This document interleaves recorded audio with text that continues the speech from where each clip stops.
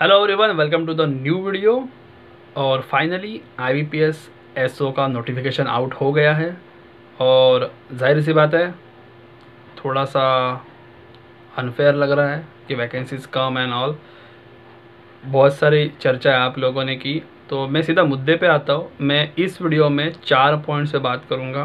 पहला होगा लो वैकेंसीज़, दूसरा एक एग्ज़ाम्पल है विराट कोहली का जो आपको बाद में बताऊँगा, तीसरा रहेगा कि आप क्या कर सकते हो, the last one fourth one जो रहेगा, जो सबसे ज़रूरी है वो चीज़ आप जान लो और वो समझ जाओ। जो मैं पॉइंट आएगा तब बता दूंगा, ठीक है। So moving on to the first point, low vacancies. देखो आप लोगों ने वैकेंसीज देखी, बाकी तो सब ऑलमोस्ट पता होता है कैसा पैटर्न है क्या है। और फिर से एक बार हम सब दुखी है और जाहिर सी बात है रीज़न भी बनता है क्योंकि वैकेंसीज बहुत कम है। इस चीज़ में मैं कम्प्लीटली आपके साथ हूँ। आप लोग जितना उदास हो, जितना सोचा था, आई कम्प्लीटली एग्री।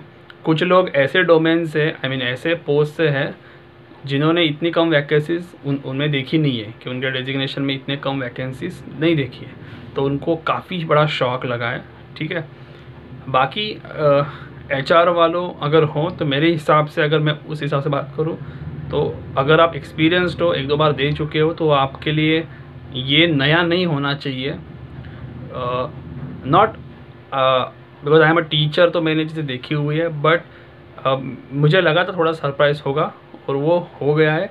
नंबर थोड़ा ऊपर पीछे है, मैं 20-25 तक एक्सपेक्ट कर रहा था, लेकिन अभी HR में 15 कुछ वैकेंसीज़ है, उसके भी सेग्रीगेशंस रहेंगे। तो देखो ये सब चीज़ें हो गई, ये आपने व्हाट्सएप, टेलीग्राम, यहाँ वहाँ पे कमेंट सेक्शन में बातें कर ली, ठीक है।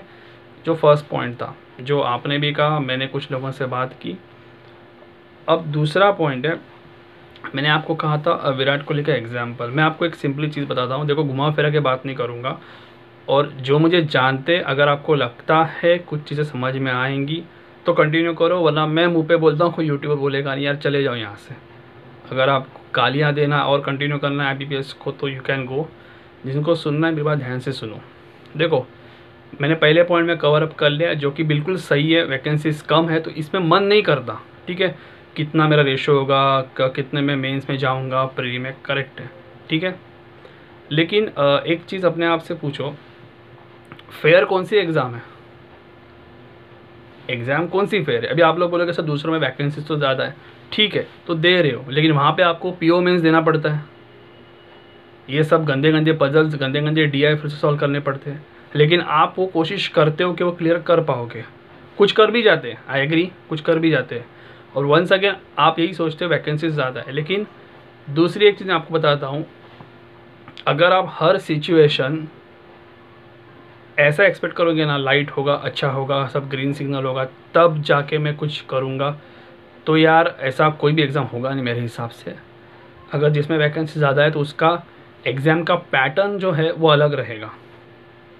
आप जानते हो मैं SO के बारे में डिटेल में बात करता हूँ आप लोगों से, through my videos, through Telegram. तो एक चीज़ याद रखो, विराट कोहली का जो एग्जाम्पल था, देखो यार एक टाइम था, और मैं इसका शॉर्ट में बताता हूँ। जो लोग क्रिकेट नहीं देखते, डोंट वरी, आपको बेसिक में समझ में आ जाएगा। विराट कोहली की एंट्री कुछ 2008-9 के करीब हो गई। नया नया लड़का कोई आया था विराट कोहली नाम से, ठीक है। एक टाइम देखो, उस टाइम पे सचिन, सहवाग, गंभीर, UV, MS धोनी, ठीक है, even Yusuf Pathan was there as a part, because वो बॉलिंग करता था। ये सब लोग टॉप के 5-6 जितने बैट्समैन हैं। अब इन सब में भी विराट की ज़रूरत पड़ती है।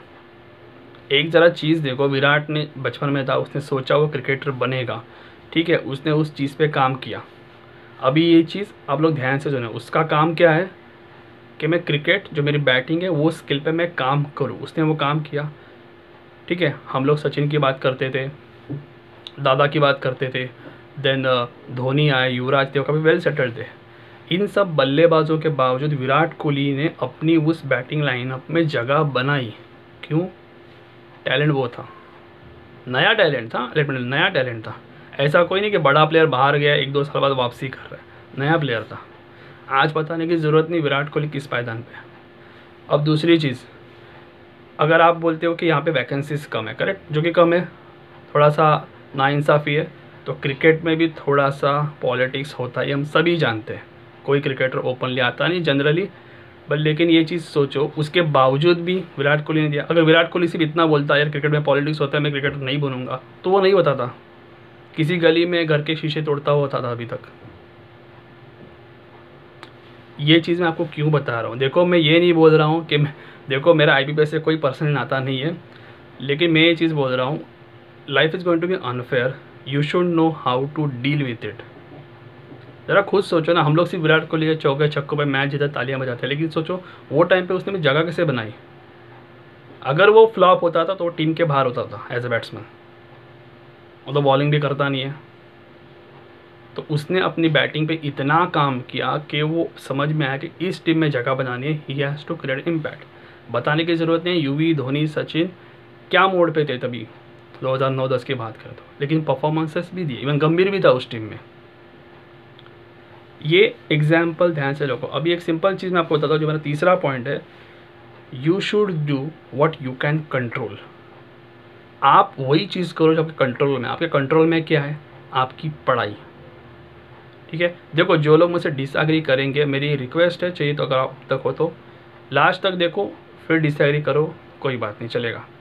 बट एक चीज़ सुनो, you should do what you can control. आपके हाथ में क्या है? पढ़ाई। पढ़ाई करो, प्रीलिम्स दो, मेंस दो, उम्मीद करता हूँ लास्ट तक जाओ, ठीक है। दिल में एक चीज़ है, आपने अटेम्प्ट दिया, लेकिन अभी क्या हो रहा है पता है? एक चीज़ मैं आपको बता देता हूँ, जिन दोस्तों के साथ इन्वॉल्व हो ना, आप डिस्कस कर रहे हो, स्पेशली जिनके साथ फिजिकली मिल सकते हो आप, यार ऐसे दोस्तों से थोड़ा दूर रहना। दूर रहना मतलब ये नहीं बोल रहा हूँ धोखा देंगे, बट ये लोग ना कैसा है, आपके साथ ना डिस्कशन करेंगे, हाँ यार बराबर है यार, एग्ज़ाम ये है, मतलब इतने कम वैकेंसीज, और वही जाके ना कल चुपके से फॉर्म भर के आएंगे, पता चला एक ही सेंटर में 2 लोग बाजू में बैठे हुए हैं। ये सीन हो सकता है। तो आप लोग क्या करो, आप अपनी प्रिपरेशन पे ध्यान दो। गालियाँ देने वाले बहुत मिलने वाले हैं, ठीक है। मैं खुद खुश नहीं हूँ टू बी वेरी ऑनेस्ट, क्योंकि मैं थोड़ा सा ज़्यादा एक्सपेक्ट कर रहा था, बट इन्होंने बहुत कम किए। बाकी का भी कोई डोमेन से वो खासा जानते हैं जिनकी वैकेंसीज कम हुई है। देखो यार, आपके हाथ में एक ही चीज़ है, आप क्या कर सकते हो। और दूसरी चीज़, अगर आपको अभी भी लगता है, चाहिए तो मैं उनके साइड से भी कह देता हूँ कि आपको लगता है ये नाइंसाफ़ी नहीं देना चाहिए, तो मैं एक चीज़ कहूँ, फिर इस SO के एग्ज़ाम से साइड हो जाओ। अब अपने करियर के लिए कोई दूसरी एग्ज़ाम को टारगेट करो, कोई भी एरिया, IBPS नहीं, कोई LIC या जो भी एग्ज़ाम आपकी आने वाले टाइम आने वाले, उस पर फोकस करो। क्योंकि मैं सेमिनार्स लेता हूँ, तो मैं सिर्फ इतना कहता हूँ कि आपको आपकी एनर्जी है ना, जो थॉट एनर्जी है, वो सही जगह लगाओ। If you focus on complaints you will get complaints. तो if you focus on study you should get the result. आप उस कम से कम प्रोसेस में तो हो। मुझे पता है 15 देख के डर लगता है, लेकिन पहले प्रिपरेशन देखो and see what is going to happen. पता है ये चीज़ कैसे होता है कि जब आप लास्ट पे होते हो, आपका मान लो कि 30 कंप्लीट हो रहा है, आपका लास्ट है, उस टाइम पे मुझे ईमेल्स आते हैं कि सर कोई भी एग्ज़ाम मैं दूंगा। क्यों? क्योंकि उस पर भी प्रेशर पड़ा है। वो भी ये सोचेगा नहीं, वो अटेम्प्ट ज़रूर देगा, ताकि बाद में उसको पछतावा ना हो 10 साल बाद कि यार मैं काश वो एग्ज़ाम इतना अच्छा आया था यार, थोड़ा इजी था, ये था वो था। मैं अभी भी कहता हूँ प्रिपरेशन पे फोकस रखो। और HR वाले हैं, क्योंकि HR की वैकेंसीज 15 जो कम है, बाकियों की भी थोड़ी कम हुई है। देखो आपके हाथ में यही चीज़ है कि focusing on the exam, pattern वही रखो। मैं अदर वीडियोज में जिसमें बात कर रहा हूँ रीजनिंग, इंग्लिश, मैथ्स के बारे में, गेम पे फोकस रखो, इट विल इनेबल यू। क्योंकि देखो गाली देने से कुछ होने वाला है नहीं, ठीक है। और जो बात चल रही है बाद में वैकेंसीज बढ़ेंगे, हाँ, लेकिन उस पर कंट्रोल अभी नहीं कर सकते ना। हाँ, आप लास्ट ईयर का डेटा उठा सकते हो डेफिनेटली कि पहले कितने थे और बाद में कितने हुए, बट आप प्रिपरेशन ये सोच के नहीं करते ना। Preparation is preparation. वो आप ये नहीं बोलते कि 52 आएगा कट ऑफ, मैं सिर्फ 60 करके आऊँगा, ये नहीं होता ना। तो पहले ये स्कूल मेंटालिटी या कॉलेज मेंटालिटी निकालो, ये वैसा एग्ज़ाम नहीं है। आपको ठीक से प्रिपेयर करना पड़ेगा। और एक चीज़ याद रखो, एक सिंपल मैं आपको चीज़ बताता हूँ। मान लो जितने भी लाख बच्चे अपीयर होंगे ना SO में, जितने भी राइट फ्रॉम द राउंड 1, सब लोगों ने बोला होगा IBPS ने कितना वैकेंसीज निकाला है। ठीक है, मैं नहीं दे रहा हूँ लेकिन मेरे को भी इंक्लूड कर लो उसमें +1। लेकिन एक बात बताऊँ, उसमें से बहुत सारे आप लोग हैं ना, वो प्रिपेयर भी करेंगे, लेकिन आप लोग सिर्फ स्टेज 1 पे गालियाँ दो, निगेटिव चीज़ें बोलो बोलो बोलो बोलो, और पीओ मेंस को फेस करने को रेडी हो जाओ, जिसमें इतना डरावने पजल है, डरावने आएंगे, टाइमर का गड़बड़ रहता है, कभी कभी तो जीए भी दिमाग में जाता है। अगर आप एनर्जी सही जगह लगाओगे, मैं डेफिनेटली बोलता हूँ चांसेस है, क्योंकि जो बंदा your opponent, he is also scared, but at the same time he is appearing for the exam. This is my 4th point. Your opponent is also scared but is preparing as well, because he knows अगर वो prepare करेगा तो वो process में रहेगा, अगर वो सिर्फ गाली देगा तो वो पहले ही आउट है। तो ये मैं आप पे छोड़ता हूँ यार, आप लोग एसओ के एग्ज़ाम दे रहे हो तो बहुत पढ़े लिखे हो, ठीक है, बट आपको ये समझ में आना चाहिए आपको एनर्जी कहाँ डाइवर्ट करनी है। आप नहीं देना चाहते तो ठीक है, बट आप लोग अच्छे से माइंड सेट अच्छे से रखो। अगर आप नहीं देना चाहते हो so look for the exam, लेकिन देना चाहते हो तो पूरी डेडिकेशन के साथ दो। अगर कितने लोग होते हैं यार वैकेंसीज़ की बात करते हैं, लेकिन वो लोग ना जब रिजल्ट आता है तो आउट हो जाते हैं, तब एक भी बार कोई बोलता नहीं है, क्योंकि उनकी प्रिपरेशन ही वही नहीं रहती। सॉलिड शिफ्ट उनका प्री भी क्लियर नहीं होता, पीओ प्री, तो क्या इतना चर्चा करके मिलता है? I don't know. चर्चा करना शुरुआत में अच्छी चीज़ है, लेकिन क्या पूरा अभी 3 महीना से यही बोलते रहेंगे?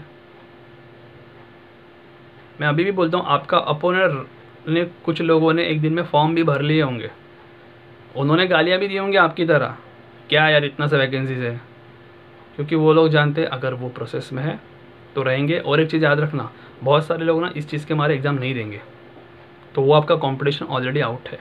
अभी आप सोचो आपको करना क्या है।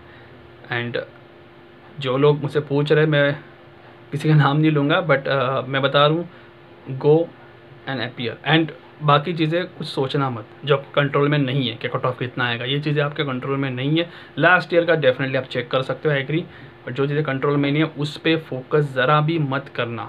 आपका एरिया है रीजनिंग, आपका एरिया है मैथ्स, आपका एरिया है इंग्लिश, तीनों को इंडिविजुअली प्लान करो। विराट कोहली घर बैठ के बोल रहा था, अरे सचिन है, सहवाग है, गंभीर है, युवराज, धोनी, मेरी ज़रूरत कैसे पड़ेगी? तो वो नेट्स में भी नहीं आता था।